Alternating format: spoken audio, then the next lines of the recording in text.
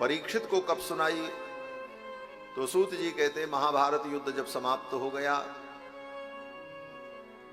दुर्योधन मृत्यु शैया पर पड़ा था, उसकी जंघाएं टूट गई थी।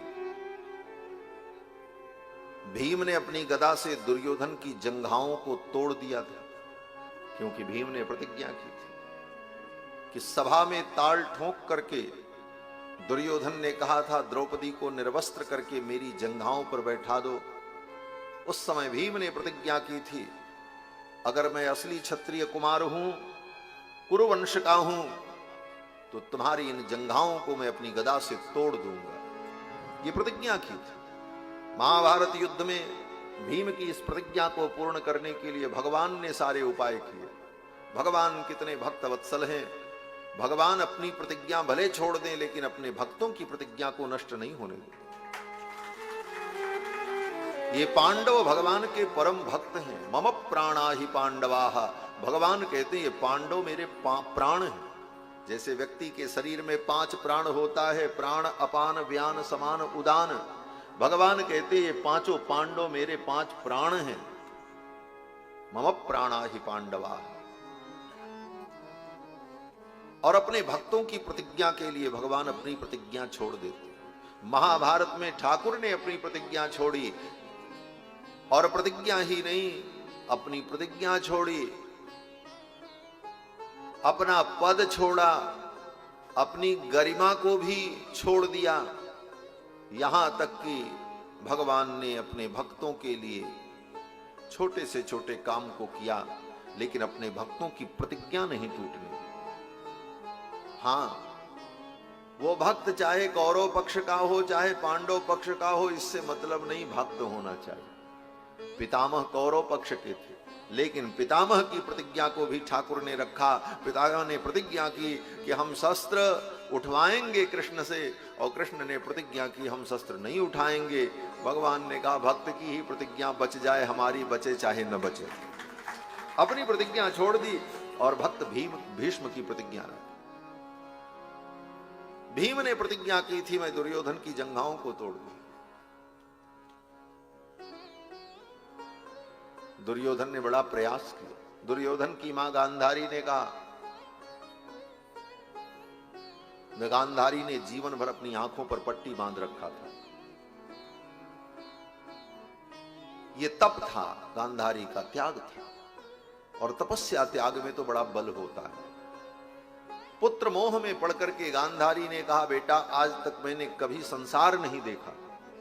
100 पुत्र हुए, लेकिन किसी पुत्र का मुख मैंने नहीं देखा। मेरा बेटा कैसा? मेरे पति की आंख नहीं है तो मैंने भी अपनी आंखों पर पट्टी बांध ली। लेकिन दुर्योधन, आज तुम मेरी बात मान लो, निर्वस्त्र होकर, सारे कपड़े उतार कर निर्वस्त्र होकर मेरी आंखों के सामने प्रातः काल तुम आ जाओ, मैं पट्टी खोल करके एक बार मैं तुम्हें देख लूं। गांधारी ने सोचा इतने वर्षों की तपस्या है, आंख खोल करके मैं अपने पुत्र दुर्योधन को देख लूंगी। दुर्योधन का पूरा शरीर वज्र बन जाएगा, फिर भीम की गदा से वो टूटेगा नहीं, भीम की गदा से दुर्योधन की जंघाएं टूटेंगी नहीं, दुर्योधन बच जाएगा। भगवान जान गए। भगवान ने सोचा अगर ऐसा हो गया तो मेरे भक्त भीम की प्रतिज्ञा का क्या होगा। भीम ने तो जंघा तोड़ने की प्रतिज्ञा की, और जंघा टूटनी चाहिए क्योंकि मेरे भक्त की प्रतिज्ञा है।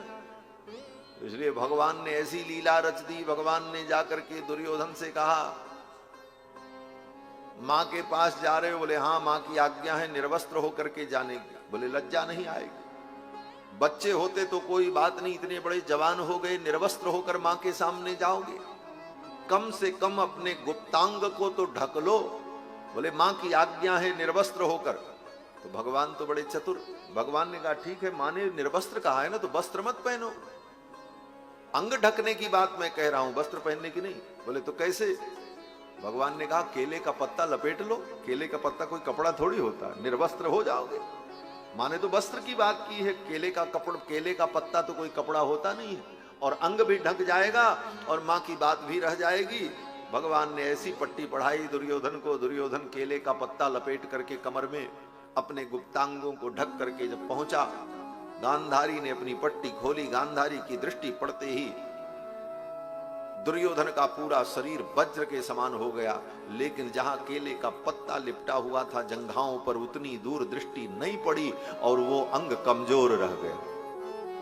भगवान ने भीम को बता दिया, चिंता मत करो, उसकी खोपड़ी पर तुम गदा मारोगे, उसकी खोपड़ी नहीं फूटेगी क्योंकि वज्र हो चुकी है, लेकिन उसकी जंघाओं पर तुम गदा का प्रहार करोगे तभी उसकी मृत्यु होगी और तुम्हारी प्रतिज्ञा पूरी होगी। ये भगवान की भक्तवत्सल। तो भगवान ने ऐसी लीला की, भीम ने अपनी गदा से महाभारत युद्ध में दुर्योधन की जंघाओं को तोड़ दिया। दुर्योधन युद्ध के मैदान में अपनी मृत्यु की प्रतीक्षा कर रहा था। महाभारत युद्ध समाप्त प्राय था। उसी समय अश्वत्थामा द्रोणाचार्य के पुत्र आए और उन्होंने कहा, राजन, आपकी ये जो पराजय हुई इसका कारण आपकी दुर्नीतियां हैं। आपने उनको सेनापति बनाया जो शरीर से आपके पक्ष में थे लेकिन मन से पांडव के पक्ष में थे। इसीलिए आपके पक्ष में इन लोगों ने मन से युद्ध नहीं किया, इसीलिए आपकी पराजय। आप हमें सेनापति बनाते तो विजय आपकी होती। दुर्योधन ने कहा, अब जो होना था हो गया। अश्वत्थामा ने कहा, अभी भी समय है, आप हमें सेनापति घोषित कर दो। 2 सैनिक बचे हुए हैं, कृपाचार्य और कृतवर्मा, इस युद्ध को मैं विजय में बदल दूंगा। दुर्योधन ने अश्वत्थामा को अपना सेनापति घोषित कर दिया। अश्वत्थामा ने प्रतिज्ञा की कि 5 पांडव के सिर को काट करके सूर्योदय के पहले मैं लेकर के आकर के आपके चरणों में रख दूंगा। अश्वत्थामा चल पड़े, पांडव के शिविर में पहुंचे। भगवान को मालूम हो गया था। भगवान पांडव को लेकर, द्रौपदी को लेकर के शिविर से बाहर चले गए। रात्रि में अश्वत्थामा पहुंचा, देखा द्रौपदी के 5 पुत्र सोए हुए थे। उन्हीं को पांडव समझा कि ये पांडव हैं और उनका सिर काट करके अश्वत्थामा लेकर के चला आया। द्रौपदी के 5 पुत्र एक रात्रि में मारे गए, सिर गायब, केवल शरीर बचा था। भगवान को मालूम था कि आज ये 5 मरने वाले हैं, इसीलिए पांडव को लेकर, द्रौपदी को लेकर भगवान बहाने से शिविर के बाहर चले गए, क्योंकि काल की यही लीला थी, यही तय था, विधि का विधान था। और जब उधर से लौट करके आए तो द्रौपदी ने देखा, द्रौपदी के 5 पुत्र मरे हुए। द्रौपदी के एक भी पुत्र बचे नहीं। महाभारत में 5 के 5 एक साथ मारे गए। द्रौपदी अपने पुत्रों के शव को देखकर रोने लगी, विलाप करने लगी। लेकिन एक बार भी भगवान कृष्ण से द्रौपदी ने उलाहना नहीं दिया। आज अगर कोई देवी होती और उसके 5 पुत्र मारे जाते और भगवान बगल में खड़े रहते, तो वो देवी अपने पुत्रों के शव को छोड़कर जाकर के भगवान के वस्त्र को पकड़ लेती और उन्हें झकझोरती और कहती, तुम भगवान हो? किस बात के भगवान हो? क्या है तुम्हारी भगवत्ता? तुम तो सर्वसमर्थ कहलाते हो, सर्वज्ञ कहलाते हो। अगर सर्वज्ञ हो तो तुम्हें पता नहीं था कि मेरे 5 पुत्र मरने वाले हैं? कितने प्रश्न खड़े होते, लेकिन द्रौपदी ने एक बार भी भगवान से यह प्रश्न नहीं किया। क्यों? बोले, भगवान जो करते हैं अच्छा करते हैं, ये उनकी लीला है। ये दृढ़ विश्वास था।